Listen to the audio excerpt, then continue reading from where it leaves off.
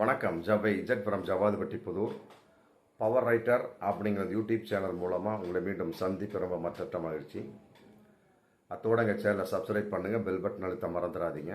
அத்தோட எல்லாத்துக்கும் ஷேர் பண்ணுங்கள்.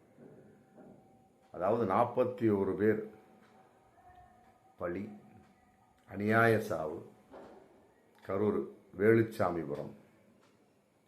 விஜய் பேசுகிறாரு, அப்படியே ஒன்று ஒன்றா அப்படியே மடிகிறாங்க.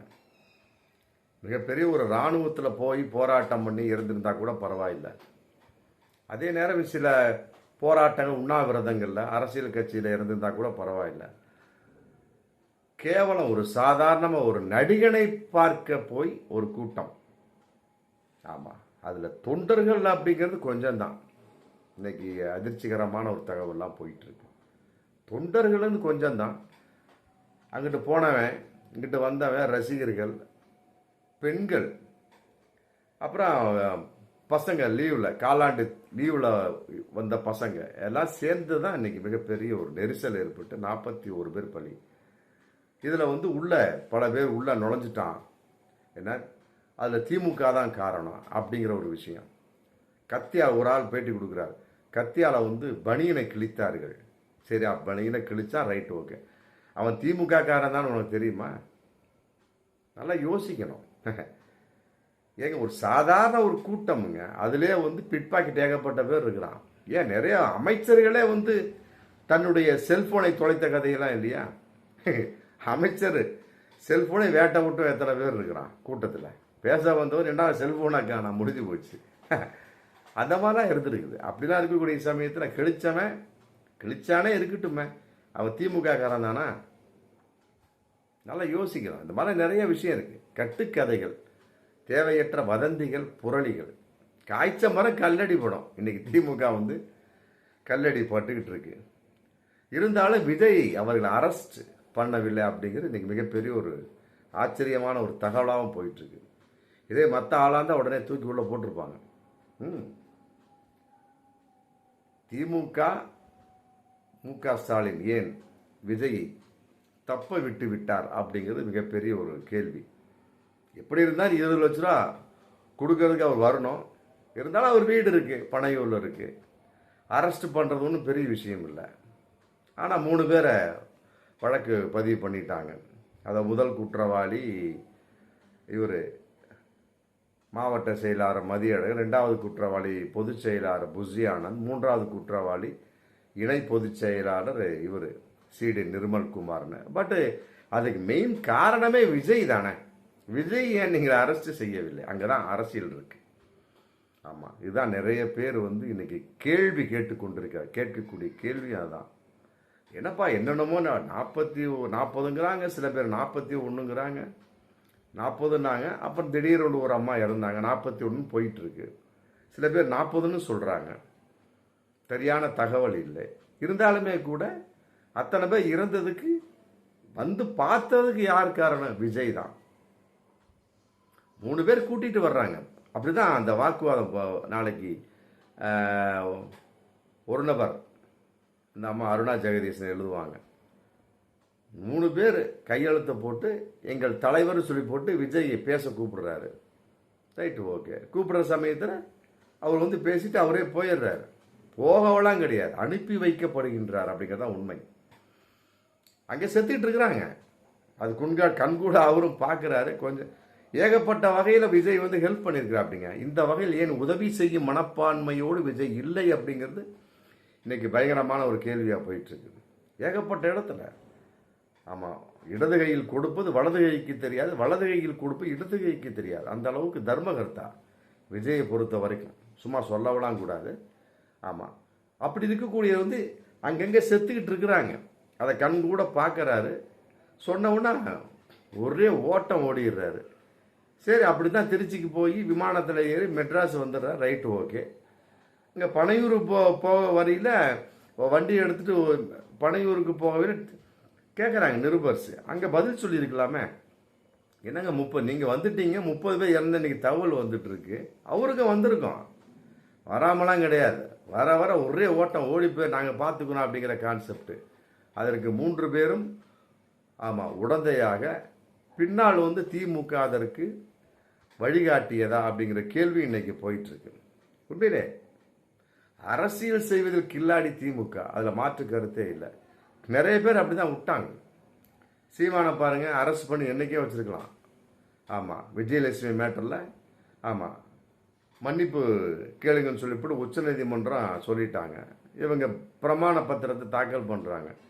ஆமாம், அதில் ஒழுங்காகவே மேட்டரை பொக்காரல. இது என்னங்க பிரமாண பத்திரம்? மன்னிப்பு கேட்டுங்கன்னா மன்னிப்பு கேட்ட விஷயம் ஒழுங்காகவே இல்லை அப்படின்ட்டாங்க. அது இப்போ ரிஜெக்ட் பண்ணிடுறாங்க. அப்புறம் திரும்பவும் வாக்குவாதம் இப்படி போயிட்டுருக்கு. மன்னிப்பு கேட்டால் முடிஞ்சு போச்சு, அதை ஒழுங்காக கேட்க வேண்டியதானே. அதை எவ்வாறு கேட்பது அப்படிங்கிறப்ப ஒன்றும் கான்ப்ரமைஸும் பண்ணிக்கிடுங்க, அப்படி இப்படி தான் போயிட்டுருக்க ஒழிய மற்றபடி வந்து அவர் அரெஸ்ட் பண்ணக்கூடிய அளவுக்குலாம் ஒன்றும் இல்லை சீமானே. அதே மாதிரி தான் விஜய் இன்னைக்கு விட்டு வச்சிருக்கிறாங்க. இதில் மிகப்பெரிய அரசியல் இருக்கு, மிகப்பெரிய ஒரு அரசியல் இருக்கு அப்படிங்கிறது தான் மிக பயங்கரமான ஒரு விஷயமா இன்னைக்கு போயிட்டு இருக்கு. என்ன அப்படின்னா, வளர்ந்து விடக்கூடாது அப்படிங்கிற ஒரு விஷயம். அரெஸ்ட் பண்றது பெருசு கிடையாது. இதே ஒரு சாதாரண அப்பா சுப்பனா தான் இந்நேரம் தூக்கி உள்ள வச்சிருப்பாங்க.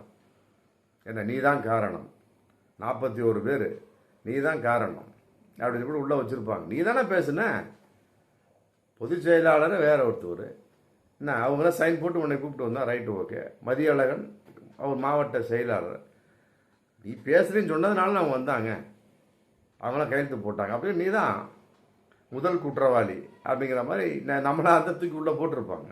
ஆனால் திமுக இங்கே தான் வந்து மிகப்பெரிய அரசியல் செய்திருக்கிறது. வளர்ந்து விடக்கூடாது என்பது ரொம்ப கவனமாக இருக்கிறாங்க. நல்லா புரிஞ்சுக்கணும். பலவிதமாக விஜய்க்கு நோக்கி ஏகப்பட்ட மரியாதை குறைவான வார்த்தை தான் பேசிட்டார். ஆமாம், முதலமைச்சர் மு.க. ஸ்டாலின். ஆமாம், என்னடா இவன்லாம் ஒரு பெரிய ஆளா, ஆமாம், என்ன எவனோ கட்சி ஆரம்பித்து என்னென்னமோ பேசிகிட்டு இருக்கான்னு சொல்லிட்டு பயங்கரமாக பேசிட்டார். ஒரு இதில் வந்து உதயநிதி சொன்னா, அந்த ஆளுக்கு தெரியாதா அப்படின்னாரு ஒரு கேள்வி. உதயநிதி ஸ்டாலின் இருக்கலாம், இதெல்லாம் வந்து அரசியல் கான்செப்ட். அந்த மாதிரி அடிபட்டுட்டாங்க.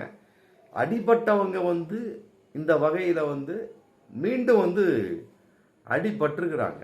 அதில் விஜய்க்கு அந்த கட்சியை டோட்டலாக டேமேஜ் ஆகக்கூடிய ஒரு சூழல் வந்தாச்சு. அப்படி இருக்கக்கூடிய சமயத்தில் இதுதான் சான்ஸு. விட்டுட்டோம், இவங்களை அரெஸ்ட் பண்ணிட்டோம்னா வளர்ந்துருவாங்க.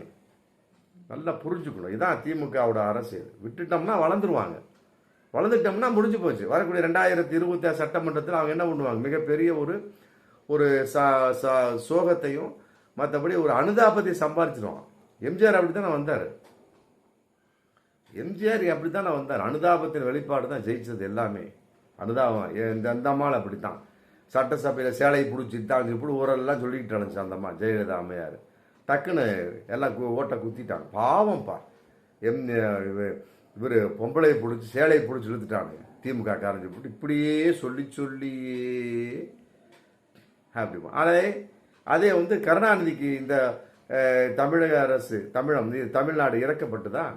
ராத்திரியில் கொலை கொலை கொலை முரசொலி மாறன் இப்படி இருந்தார். கொலை கொலை காப்பாத்துங்க காப்பாத்துங்க போட்டு ஜெயலலிதா அரெஸ்ட் பண்றப்ப கத்துனார் பாருங்க கலைஞர்.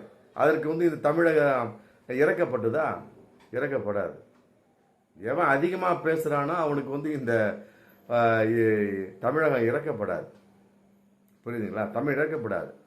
ஊமையாட்டு இருப்பான், முஞ்சுன்னு விஜய் மாதிரி 4 வார்த்தை 8 வார்த்தை பேசுறவனா இறங்கிட வேண்டியது. அதுல ஒரு உருப்படியான ஒரு வார்த்தையும் இருக்காது. அந்த மாதிரி எம்ஜிஆருக்கு பேச தெரியாது, ஜெயலலிதா அம்மையாருக்கு பேச தெரியாது. என்ன, சீமான் பொழந்து கட்டிடுவா அப்படி, அதுல மாற்று கருத்தே இல்லை. மற்றபடி விஜய்க்குலாம் பேச தெரியல. இவர்கள்லாம் வந்து தமிழக அரசால் அங்கீகரிக்கப்படக்கூடியவர் அப்படிங்கிற மாதிரி தான் தமிழகத்துடைய பழைய வரலாறு எடுத்து பார்க்கக்கூடிய அளவுக்கு இருக்கு. ஆமாம், அறிவாளிக்கு இங்கே இடம்லாம் கிடையாது, ஆன்மீகவாதிக்கு இடம் உண்டு தமிழகத்தில். அதன் அடிப்படையில் பாவம்னு ஒரு சம்பாதிச்சிட்டான்னு வைங்களாம், முடிஞ்சு போச்சு. 2026 ஒரு 40-50 சீட்டு வந்தாலே போதும், எங்கேயோ போயிடுவாங்க. அதனால அமுக்கி வாசிச்சுட்டு இருக்காங்க. என்ன வேணாலும் பண்ணிக்க, நாங்கள் போய் காப்பாற்றிடுறோம். ஆமாம், முடிஞ்சு போச்சு. அதை வச்சு நாங்கள் பேர் சம்பாரிச்சுக்கிறோம், நீ அப்படியே டம்மியாகவே இருக்கணும். ஆமாம், இதுதான் வந்து திமுகவோட திட்டம். இதை வந்து இனி வரும் காலங்களில் விஜய் எவ்வாறு அது கொண்டு செலுத்த போகிறார்? தாவைக்காவுக்கு தடை போட வேண்டும், அந்த கட்சியை அங்கீகாரத்தை ரத்து செய்ய வேண்டும் அப்படின்னா பலவிதமாக போயிட்டுருக்கு. அதுக்காக அங்கீகாரத்தை ரத்து செய்ய மாட்டாங்க. அப்படிலாம் ஒரு விஷயம் கிடையாது. ஆர்எஸ்எஸ்ஸே இருக்கக்கூடிய சமயத்தில் இந்தியாவில் தாவேக்கால அப்படி ஒரு மோசமான ஒரு அரசியல் கட்சிலாம் கிடையாது. அற்புதமான ஒரு கட்சி தான் தாவேக்காவை பொறுத்த வரைக்கும். அற்புதமான கட்சி. என்ன கொள்கை இல்லாத கட்சி. ஒரே வரியில் சொல்லணும்னா பிறப்போக்கும் எல்லா உயிருக்கும் முடிஞ்சு போச்சு. ஆமாம், எல்லாருமே எனக்கு வேணும் அப்படிங்கிற மாதிரி அவர் சொல்லிட்டார். நல்ல விஷயம்தான் அது. ஆமாம், ஆர்எஸ்எஸ்ஐ போன்ற ஒரு சனாதன போக்குள்ள நாதாரிகள் உள்ள ஒரு கட்சி இல்லை தாவேகா. நாதாரிகளும் மற்றபடி கேவலமான உள்ள கட்சி இல்லை. பட் ஒழுக்கமில்லாத தொண்டர்கள், கட்டுப்படாத தொண்டர்கள், ஆமாம் தற்குறிகள் அப்படிங்கிற மாதிரி இருக்காங்க. அறிவீன ஜீவிகள், அறிவீனம் இல்லாத நிறைய இருக்கிறாங்க. விஜய் சொன்னாலும் கேட்க மாட்டேங்கிறாங்க. அவர் என்னதாங்க பண்ணுவாங்க? அப்படி இருக்கக்கூடிய சமயத்தில் தாவேகாவை பொறுத்த வரைக்கும் ஆர்எஸ்எஸ்ஐ போன்றவெல்லாம் மோசமான கட்சியெல்லாம் கிடையாது. ஆர்எஸ்எஸ்ஐ போன்ற மோசமாக ஆர்எஸ்எஸ்லாம் இன்னைக்கு இருக்கு. சர்தார் வல்லபாய் பட்டேல் 2-3 தடவை தடை போட்டு தூக்கி எறிஞ்சார். ஆமாம், தாவேகா அப்படிலாம் கிடையாது.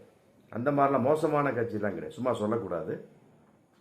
ஆமாம், எல்லோரும் வேணும் அப்படிங்கிற கட்சி. ஆர்எஸ்எஸ்லாம் அப்படி இல்லை. ஆமாம், இருக்கிறதுல கேவலமானவனுங்க, மோசமான கட்சி.